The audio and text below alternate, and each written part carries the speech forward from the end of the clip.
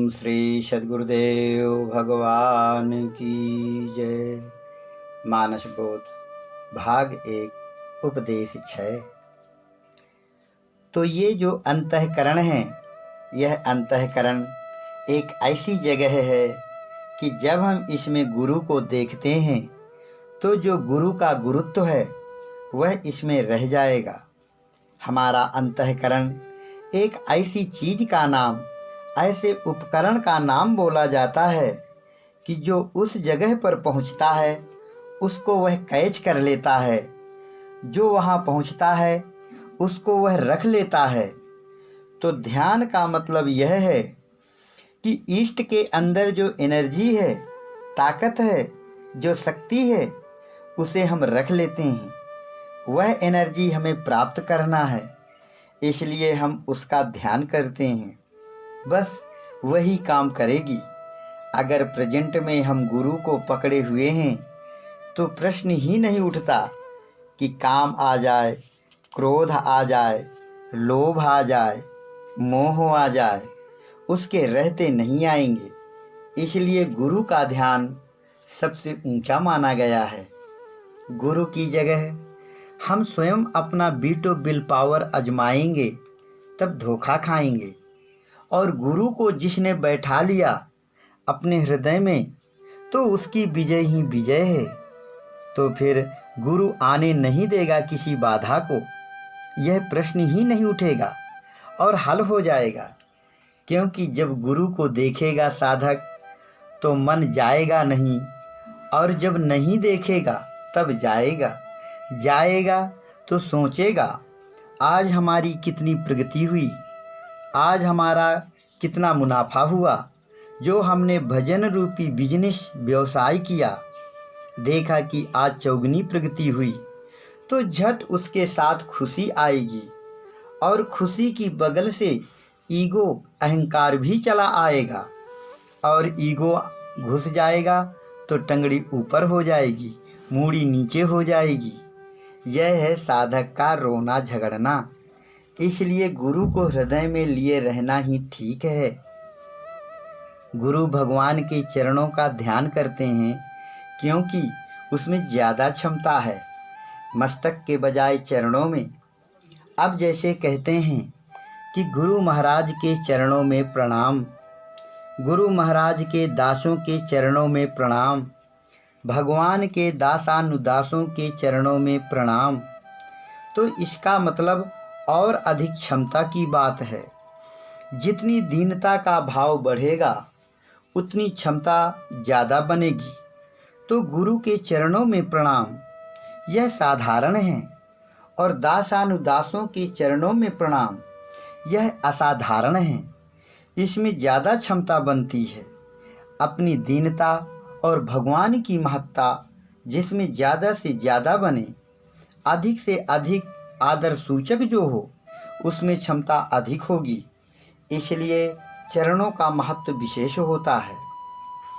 गुरु का ध्यान इसलिए करते हैं कि वह जागृत होता है, उसके अंग प्रत्यंग में वह शक्ति जागृत होती है। वह एकदम तैयार एनर्जी है और दूसरे लोगों के पास रहती नहीं।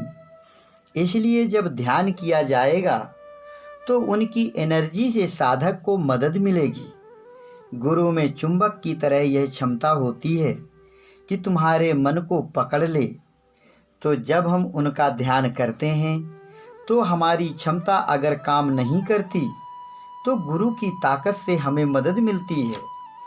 और अगर ध्यान को और बारीक करते हैं तो सही ध्यान मिल जाएगा।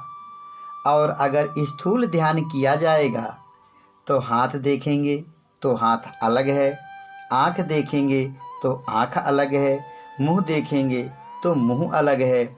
इस तरह से फिर वही बीमारी तैयार हो जाएगी जिससे हम भागना चाहते हैं।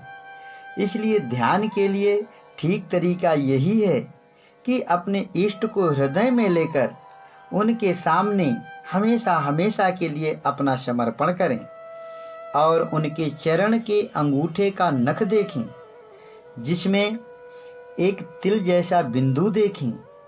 उसमें मन स्थिर करने का अभ्यास करें। फिर धीरे धीरे उस तिल को और छोटा करके देखने का अभ्यास करें।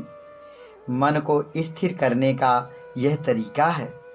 और महापुरुष का ध्यान हम इसलिए करते हैं कि जब हम उनका ध्यान करेंगे तो उधर उन्हें पता लग जाता है। वह पता लगा लेते हैं कि इतने टाइम कौन उन्हें ध्यान में पकड़ रहा है। यदि साधक सही रूप में हृदय में पकड़ लेता है तो निश्चित ही कम्युनिकेशन, आंतरिक संपर्क हो जाता है। और जब वह जान जाएंगे तो अपनी इच्छा से हमें राइज उन्नत कर सकते हैं, उठा सकते हैं। यही तरीका है उठा देने का।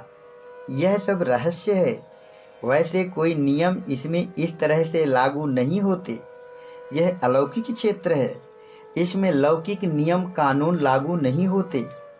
ईश्वरीय क्षेत्र में देश काल से परे की बातें हैं। रहस्यमय है यह सब। यह अलौकिक क्षेत्र है। लौकिक नियमों का सहारा लेकर नहीं चलता।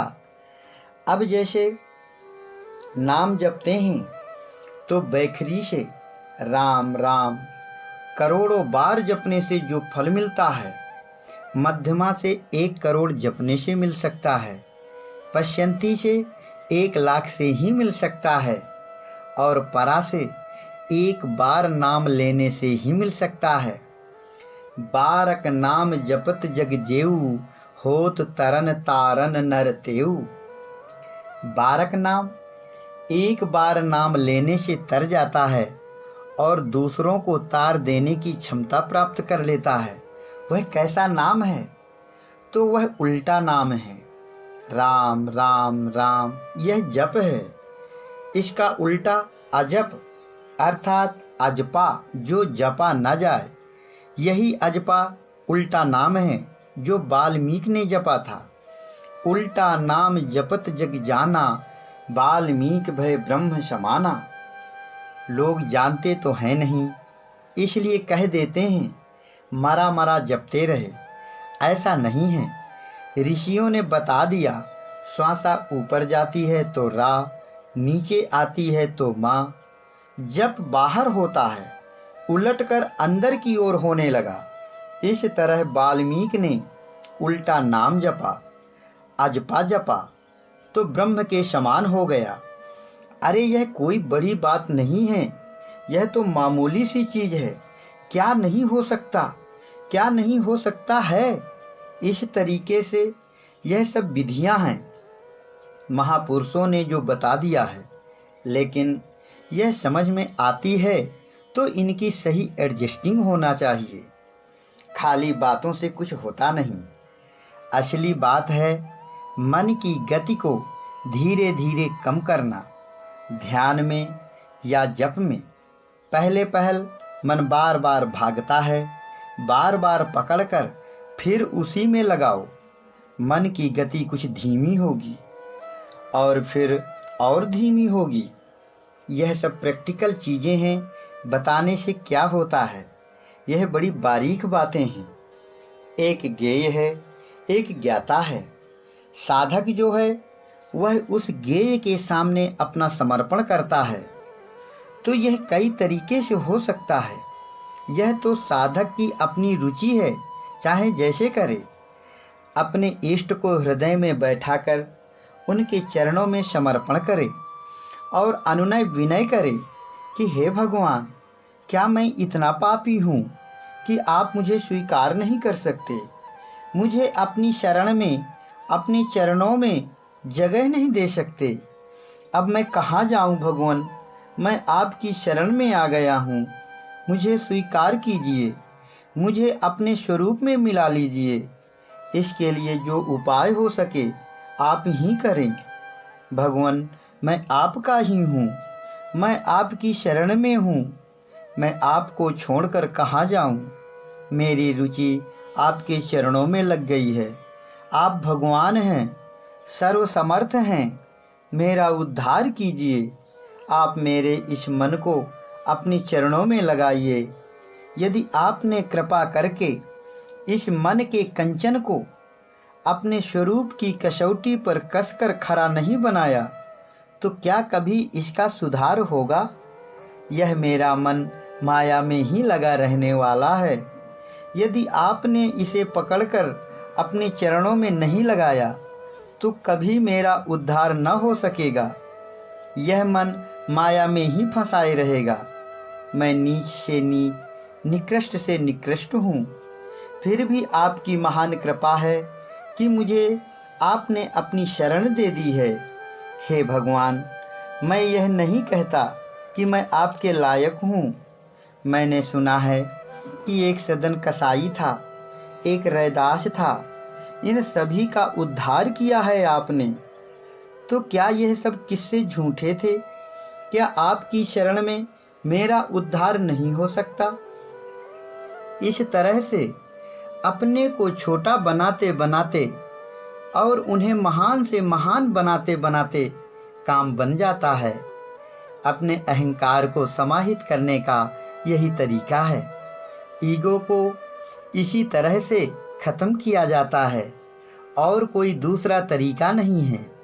अपने को छोटे से छोटा बताना और हल्का से हल्का बनाना यही तरीका है। अपने को छोटा से छोटा बनाते बनाते इतना हल्का होते जाना कि पारदर्शी हो जाएगा, आकाशवत हो जाएगा, तो स्वीकृति मिल जाएगी। हम पारदर्शी ही तो नहीं हो पाते, आकाशवत तो ही नहीं हो पाते। आकाश कोई वस्तु नहीं, पृथ्वी नहीं, जल नहीं, गैस नहीं, निर्मल आकाशवत होना है। कैसे हो सकते हैं आकाशवत, यह बताओ। अब जैसे कोई लाठी मारे उस आदमी को, वह कैसे बचत करेगा? या तो लाठी डंडा से रोकेगा, नहीं तो हाथ से रोकेगा, या तो पीठ कर देगा उस ओर। तो जो निरवयव है वह है सबसे मूल्यवान, उसी में है सब दारोमदार। इसलिए देखना चाहिए कि हमारे हृदय में जो हमारे इष्ट का स्थान है उस पर कोई मोह रूपी रावण न बैठ जाए, अज्ञान रूपी धृतराष्ट्र न बैठ जाए, काम क्रोध लोभ आदि का कोई दानव न बैठ जाए। यह ऐसी जगह है जहाँ हम जिसे देखते हैं वही हम हो जाते हैं। यह चीज मन से तैयार होती है, इसलिए ध्यान का अर्थ दूसरा हो जाता है। गुरु को सर्वोपरि मानते हैं, अल्टीमेट परम सत्ता भगवान मानते हैं, अंतर्यामी मानते हैं। तो फिर उसी को देखते देखते देखते देखते क्या से क्या हो गया, खुद ही बंदा खुदा हो गया। तो गुरु को देखते देखते रूप तो हट जाएगा और गुरु के पास जो कशिश है, ताकत है, जिससे वह गुरु बना है, वह हमें मिल जाएगी। फिर वह हमें अपने में मिला लेगा। फिर न गुरु न चेला, पुरुष अकेला। फिर छाओ छाओ हो फकीर गगन कुटिया। गगन कुटिया का मतलब आकाशवत रहने से है। अभी तो हम 5 तत्वों की कुटिया इस शरीर में रहते हैं। जब शरीर का भाव न रह जाए, देह का अध्यास खत्म हो जाए, तब वह स्थिति आती है। तो बाहर का कुछ भी भान नहीं रह जाता। जैसे कोई गहरी निद्रा में सो जाता है तो शरीर का भी भान नहीं रह जाता। इसे सुषुप्ति अवस्था कहते हैं। गहरे ध्यान में सुषुप्ति की स्थिति बनती है। जब वही ध्यान का नशा जागृत और स्वप्न में भी निरंतर छाया रहता है तो यह तुरीय अवस्था है। ये बहुत आगे की बात है।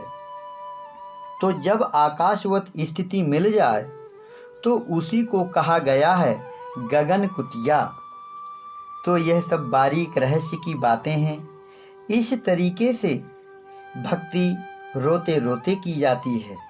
फिर जब साधक को कुछ उपलब्धि हो जाती है तो उसमें आत्मबल आ जाता है। वह फिर माया को ललकार देता है। जैसे गोस्वामी जी ने विनय पत्रिका में लिखा है, अब मैं तुहि जान्यू संसार, बांध न सकस मोहि रघुबर के बल, प्रगट कपट आगार। पहले तो इतना रोए हैं भगवान के लिए, तो यह भक्ति का एक पीरियड समय होता है।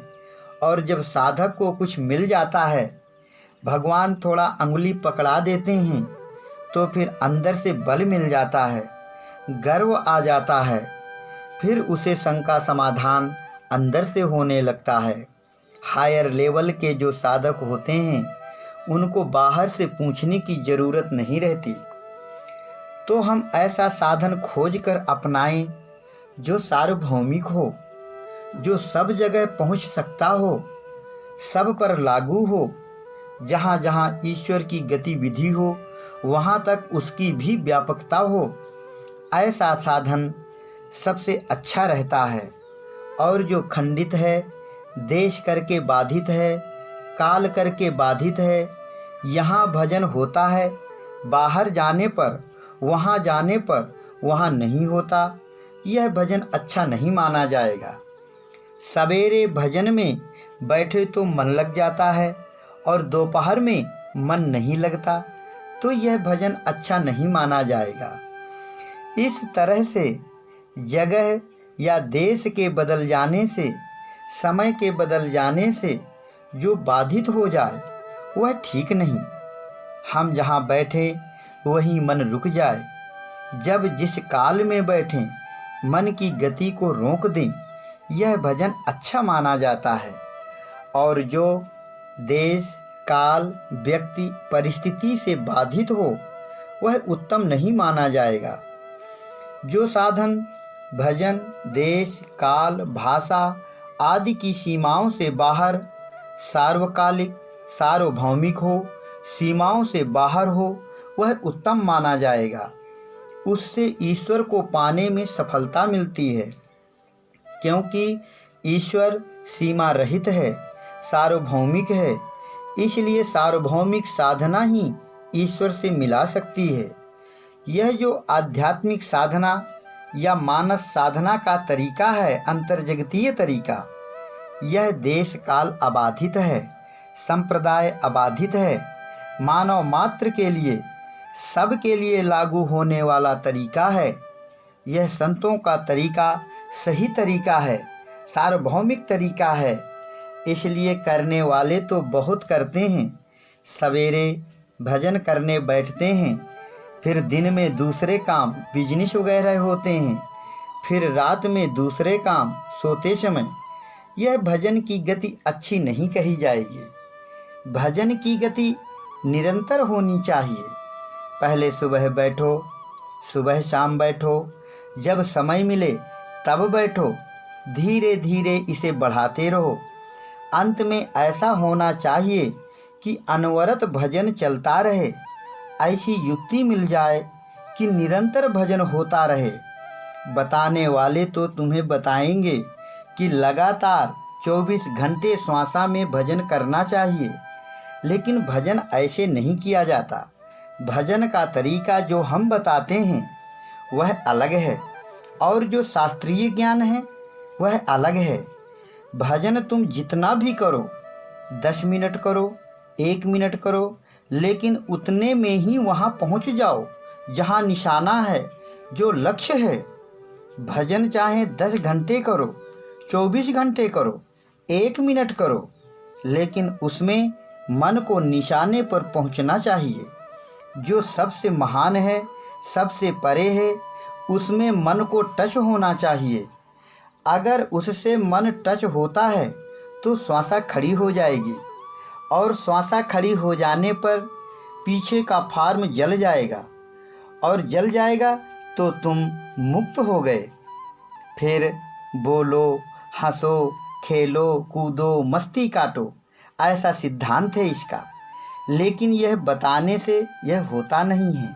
लोग कहते हैं भगवान ऐसा है। कैसा है भगवान? बिनु पग चले सुनय बिनु काना, कर बिनु करे करम विधि नाना।